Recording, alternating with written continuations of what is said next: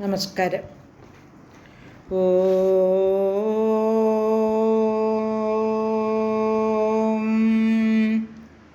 ഓം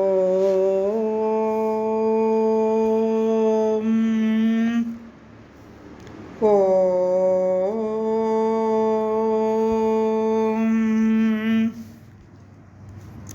സർവമംഗളമംഗല്യേ ശിവേ സർവാർത്ഥസാധികേ ശരണ്യേ ത്രയംബകേ ഗൗരി നാരായണി നമോസ്തുതേ. ഓം മഹാദേവ്യൈ നമഃ. ശ്രീമദ് ദേവി ഭാഗവതം പ്രഥമസ്കന്ധം അധ്യായം 20. ഭീഷ്മർ കാശിരാജാവിൻ്റെ 3 പുത്രിമാരെയും മോഷ്ടിച്ചുകൊണ്ട് വന്നിരിക്കുകയാണല്ലോ. ഇതുവരെ അവരുടെ പേര് ശ്ലോകങ്ങളിൽ വെളിപ്പെടുത്തിയിട്ടില്ല. അംബ, അംബിക, അംബാലിക എന്നാണ് 3 പുത്രിമാരുടെയും പേർ.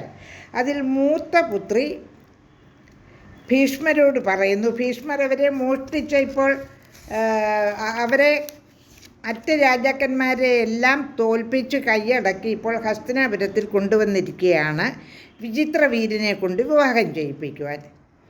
അപ്പോൾ മൂത്ത പുത്രി ഭീഷ്മരോട് താൻ ശാല്യ മഹാരാജാവിനെ മനസ്സാ വരിച്ചിരിക്കുകയാണ്, അതുകൊണ്ട് വിട്ടയക്കണമെന്ന് പറയുന്നു.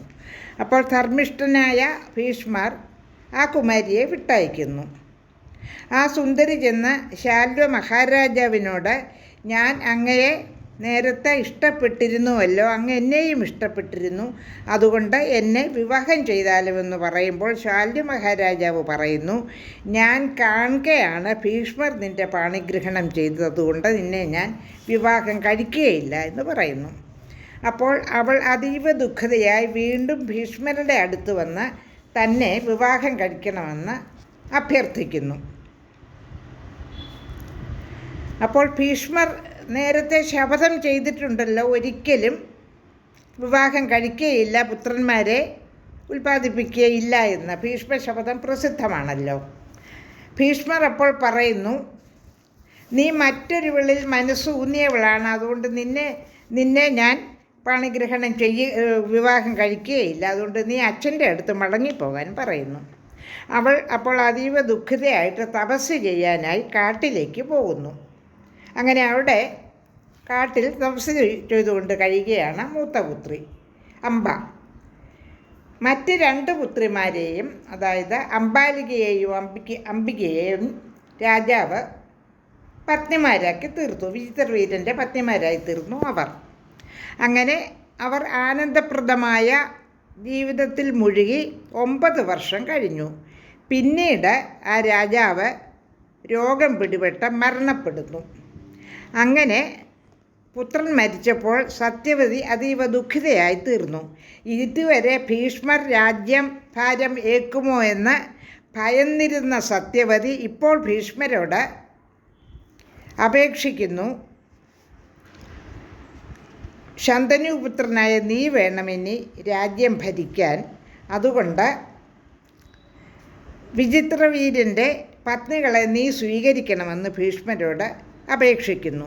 ഇത്രയും നാൾ സത്യവതി ഭീഷ്മർ രാജാവാകുമോ എന്ന് ഭയപ്പെട്ട് കഴിഞ്ഞതാണ്. പക്ഷേ ഇപ്പോൾ ഇങ്ങനെ അപേക്ഷിക്കുകയാണ്, വേറെ നിവൃത്തിയൊന്നും ഇല്ലാത്തത് കൊണ്ട്, വംശം നിലനിർത്തണമല്ലോ, അതുകൊണ്ട്.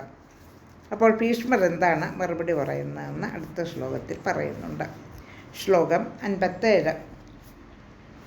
ഭീഷ്മ ഉവാച പ്രതിജ്ഞാ മേ ശ്രുതാ മാതാ പിത്രർത്ഥേയ മയാ കൃത നാഹം രാജ്യം കരിഷ്യാമി ന ചാഹം ദാരസംഗ്രഹം.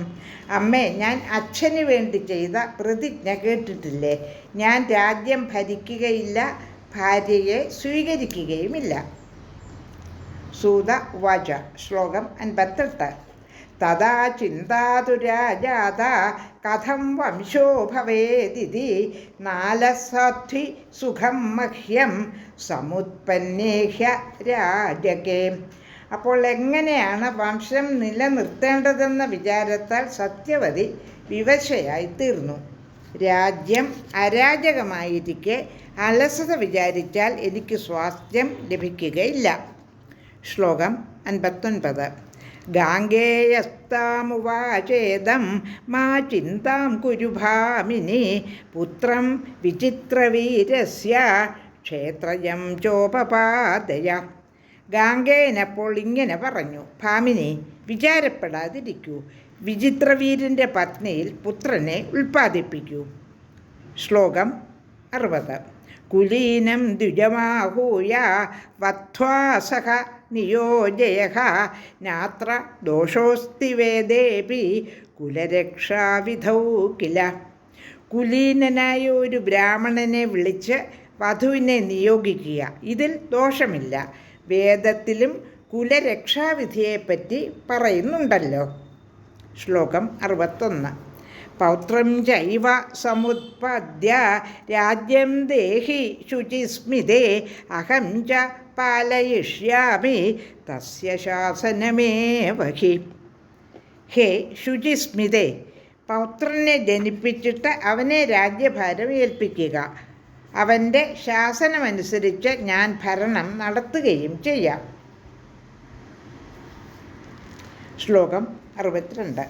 തച്ഛ്രുത്വാ വചനം തസ്യ കാനീനം സ്വസുതം മുനിം ജഗാമ മനസാ വ്യാസം ദ്വൈപായനം അകൽമഷം. ഭീഷ്മർ പറഞ്ഞത് കേട്ടപ്പോൾ സത്യവതി മനസ തൻ്റെ മൂത്തപുത്രനും മഹർഷിയും നിഷ്കളങ്കനുമായ വ്യാസദ്വൈപായനൻ്റെ സമീപത്തെത്തി. ശ്ലോകം 63.